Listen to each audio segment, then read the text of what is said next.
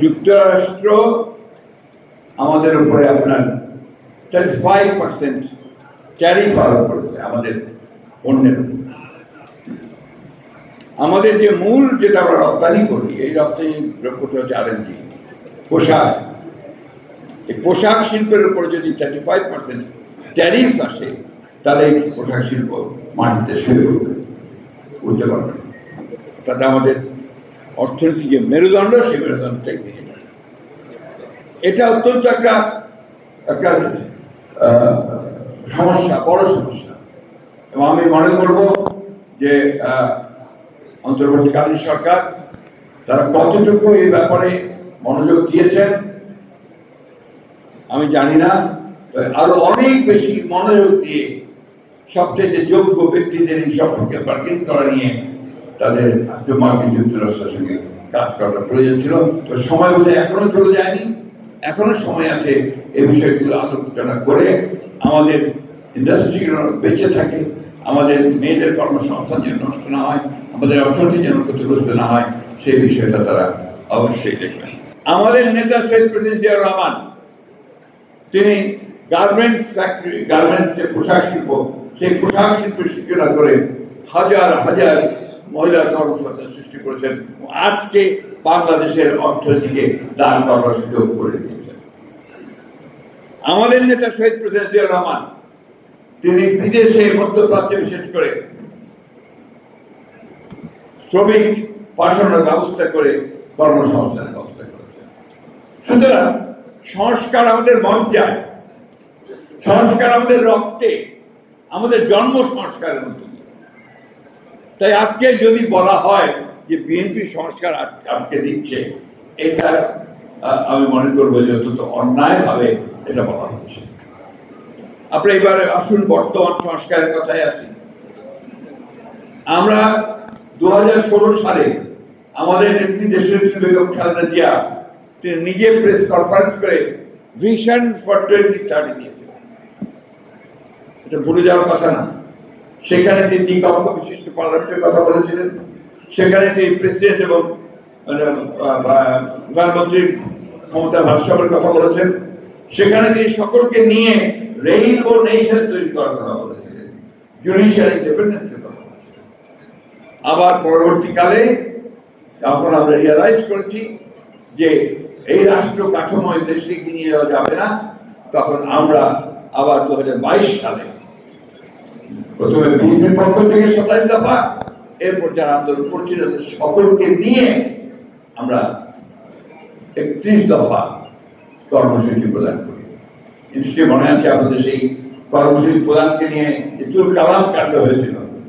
10ই December আমাদের সবার কাছে আমার পার্টি অফিসের সামনে, সেটা 7ই নভেম্বরই এটাকে আপনার পণ্ড করে দেওয়ার ব্যাপারে সরকার ব্যবস্থা গ্রহণ করেছিল।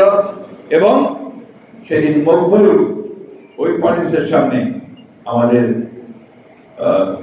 স্বেচ্ছাসেবক দলের নেতা, পেশায় সে একজন শ্রমিক ছিল, তাকে পুলিশ গুলি করে হত্যা করে। এরকম অসংখ্য ঘটনা, যে ঘটনাগুলোর মধ্য দিয়ে আমরা বাংলাদেশের রাজনৈতিক কাঠামো, রাষ্ট্র কাঠামো এবং অর্থনৈতিক কাঠামোকে পরিবর্তন করবার সমস্ত প্রস্তাবগুলো সামনে নিয়ে এসেছি। জুলাই সনদে যে প্রথম যখন কথা উঠল, যখন সরকার বললো আমাদের কাছে চাইলো যে তোমরা তোমাদের মতামত দাও, আমরা তখনই দিয়ে দিয়েছি। এরপর এখন আবার কয়েকদিন আগে সরকারের তরফ থেকে আমাদের কাছে মতামত চাওয়া হয়েছে, আমরা গতকাল রাত্রে সেই সব মতামত পুরো দিয়ে দিয়েছি। তাহলে প্রবলেমটা কোথায়? প্রবলেমটা হচ্ছে যারা দেখতে নারী তার চরণ পায়। কথাটা বলতে বাধ্য না, কিছু মনে করবেন না। আমি সাংবাদিকদের ভাইদেরও বলবো, আমরা সামান্য লেখাপড়া করেছি, আপনার শব্দের মারপ্যাচ করে কোথায় কোন দিকে নিয়ে যেতে চান সেটা বোঝার মতো ক্ষমতা আমাদের আছে। আমরা 3 বার সরকার পেয়েছি। সরকার, দেশ, জনগণ, রাষ্ট্র, পররাষ্ট্র, ভূ রাজনীতি, সেই সম্পর্কে ধারণা আমাদের কোনো অংশে কম নেই। এবং আমরাই নতুন বাংলাদেশ চেয়েছি প্রথম, আমরাই রাজনৈতিক কাঠামো, রাষ্ট্র কাঠামো পরিবর্তন করতে চেয়েছি, আমরা এই অর্থনৈতিক কাঠামোর পরিবর্তন চেয়েছি। আমরা কে কতজন প্রাণ দিয়েছি, কে কতজন জেলে গেছে, সে বিষয়টা আমি আর এখানে তুলছি। এটা আপনারা ভালো করে জানেন।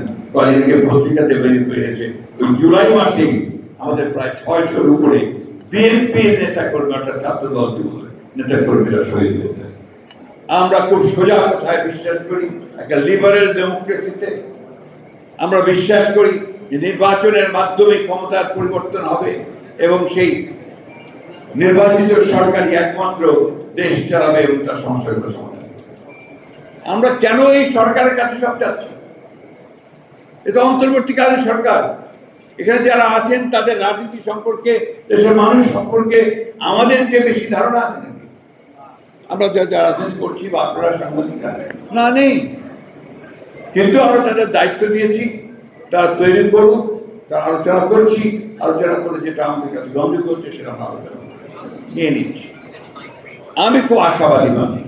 এখানে কে যেন একজন জানতে চেয়েছেন যে নির্বাচন হবে কি হবে না, কোথায় মান্না অনেকেই বলেছেন যে হবে না। কেন হবে? নির্বাচন তো এই দেশের মানুষ চায়, নির্বাচনের জন্য মানুষ প্রাণ দিয়েছে তো। কারণ মানুষ একটা নির্বাচিত প্রতিনিধিত্ব চায় পার্লামেন্টের মধ্যে। এই জিনিসগুলো নিয়ে আমি মনে করি যে কোনো আপনার সমস্যা নেই। সমস্যা হচ্ছে যে যত দ্রুত সম্ভব আমরা এই কাজগুলো করে আমরা একটা নির্বাচিত সরকারের দিকে যাই, গণতন্ত্রের পথে যাই। আমি আজকে প্রফেসর ইউনূসকে ধন্যবাদ দিতে চাই এই ফোরাম থেকে, যে তিনি নির্দেশ দিয়েছেন ডিসেম্বরের মধ্যে নির্বাচনের সব কাজ গুছিয়ে রাখার জন্য নির্বাচন কমিশনকে। এটা একটা অত্যন্ত ইতিবাচক ব্যাপার, and he deserves thanks for that. আমরা আশা করবো যে নির্বাচন কমিশন এই কাজটা খুব দ্রুততার সঙ্গে শেষ করে নির্বাচনের একটা পরিবেশ তৈরি করবে। আমরা দাবি করছি যে এই নির্বাচনে যেন অবাধ, নিরপেক্ষ এবং সকলের কাছে গ্রহণযোগ্য হয়, সেই ধরনের একটা নির্বাচন যেন নির্বাচন কমিশন উপহার দিতে পারে এবং সেইভাবে যেন কাজ করে।